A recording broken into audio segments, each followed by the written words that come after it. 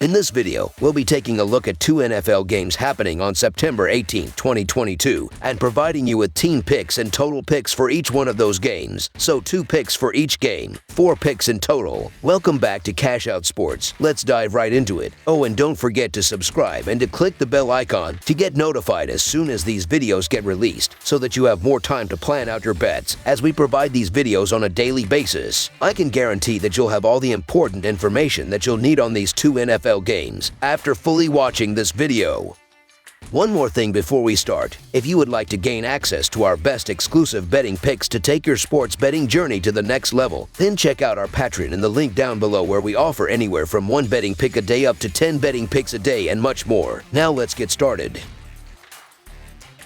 Cincinnati Bengals versus Dallas Cowboys. Cincinnati and Dallas will both be looking to bounce back from disappointing season openers when they square off on Sunday afternoon. The Bengals came up short against Pittsburgh in overtime, while Dallas lost to Tampa Bay in a blowout. The Cowboys also lost their start quarterback for an extended period of time due to an injury. Cincinnati had a tough first half against the Steelers, going into the break down 17-6. The Bengals were able to fight back in the second and force overtime, but ultimately lost the rivalry game 23-20. Cincinnati quarterback Joe Burrow posted 3 of 5 passing in his season debut for 338 yards, 2 scores, and 4 interceptions. Joe Mixon led the rush with 82 yards on 27 carries, and Jammer Chase put up 10 catches for 129 yards and a score. Over on the Dallas side, they had quite a rough week 1 as well. The Cowboys were down 12-3 at halftime, and it didn't get any better from there in a 19-3 defeat. Adding to the woes, Dallas QB back Prescott injured his hand late in the game, and by all indications he will be out for a while. Prescott finished with 134 yards and an interception on 4 of 29 passing while he was in there. Ezekiel Elliott had 52 yards off 10 carries, and Noah Brown put up 68 yards on 5 catches to lead the Dallas receivers. The Bengals are 5-0 against the spread in their last 5 road games and 8-1 against the spread in the last 9 overall. Cincinnati is 4-1 against the spread in their last 5 on turf. Meanwhile, the Cowboys are 5-0 against the spread versus a team with a losing record, and 5-1 against the spread in the last 6 after an against the spread loss. Dallas is 7-2 against the spread in their last 9 in Week 2. Both the Cincinnati Bengals and Dallas Cowboys could really use a win heading into Week 2 after losing their respective season openers. As bad as things were for Cincinnati in Week 1, no team endured a disaster quite like Dallas. Not only did the Cowboys lose to the Buccaneers 19-3 at home, but they also lost quarterback Dak Prescott to a broken right thumb. It sounds like Prescott won't have to go on injured reserve and could come back in early October, but whatever the case, he will definitely be out for this game. That means Cooper Rush will be under center for the boys, which probably isn't a great thing. Rush's body of work is small. He has thrown only 63 passes in his entire NFL career, including 13 after he replaced Prescott last week.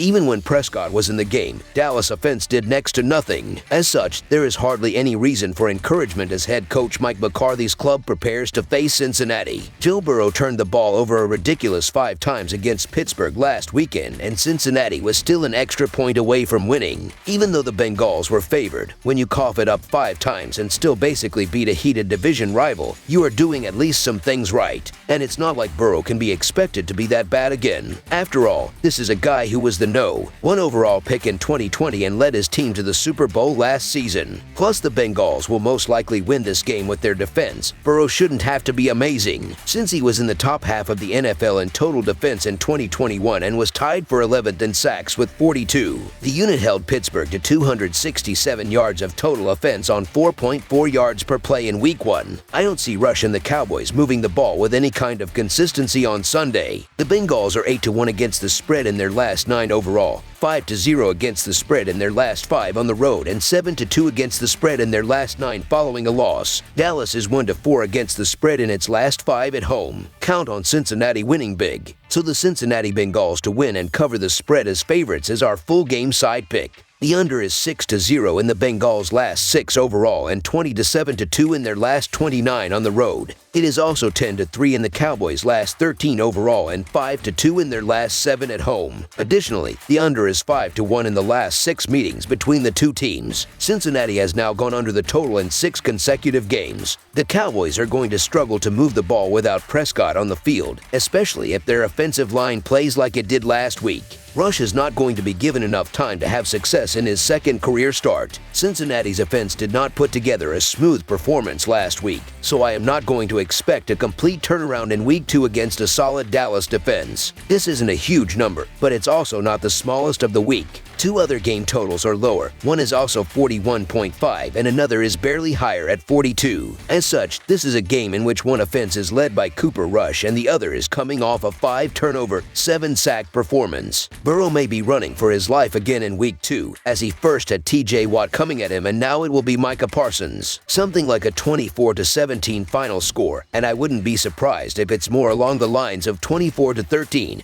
Or even 20-13. Dallas has lost arguably their two most important offensive players in QB Dak Prescott and LT Tyron Smith. Add that to an impressive Cincinnati defense, and you got a low-scoring affair. This should be a low-scoring game that the Bengals methodically run away with. Under the projected total is our full game total pick.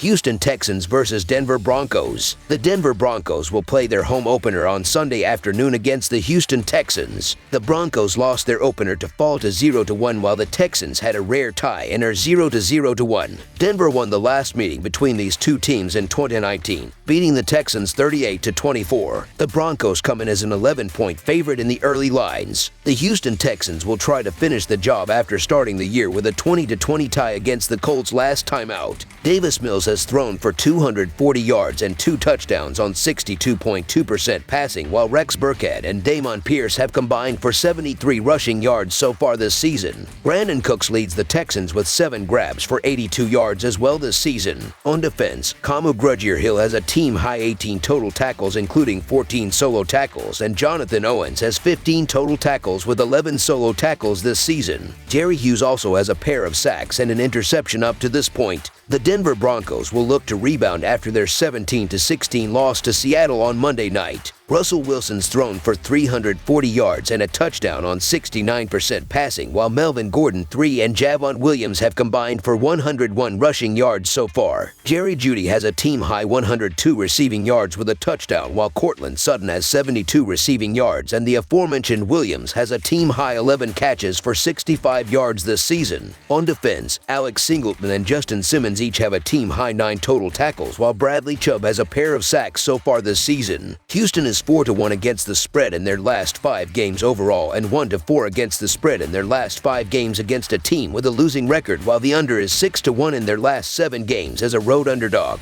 Denver is 5-2 against the spread in their last 7 games against a team with a losing record and 1-4 against the spread in their last 5 games overall, while the under is 9-3 in their last 12 games overall. Your first order of business here is to forget everything you saw from these two teams in Week 1. Forget about how tough the Texans played the Colts and forget about how bad the Broncos looked in Seattle. The Broncos are clearly the better team, and while Nathaniel Hackett will forever be vilified for playing for the field goal in their Week 1 loss, you cannot let it cloud your judgment when matching them up against a team whose win total was 4.5 heading into the season. The Broncos are one of the best teams against the spread in their first home game of the season. They are 7-1-2 against the spread over their last 10 seasons, and that winning percentage stays up no matter how far back you want to go. Lovie Smith's Texans were amped up for their first home game of the season but now have to travel to Denver, where most, if not all, teams struggle with the altitude. Their defensive scheme looks great on paper but will have difficulty containing Denver's firepower. The Broncos have a strong, well-balanced team, and let's not forget what last week's score would have looked like had they not twice fumbled the ball at the goal line. Russell Wilson is still working out the early season kinks and will have a much better rapport with his receivers this time around. No one likes to lay nearly double-digit points when betting the NFL, but with strong offensive weapons and a defense that needs to prove itself this week, Denver should win this game handily and right the wrongs of Week 1. So the Denver Broncos to win and cover the spread as favorites is our full game side pick.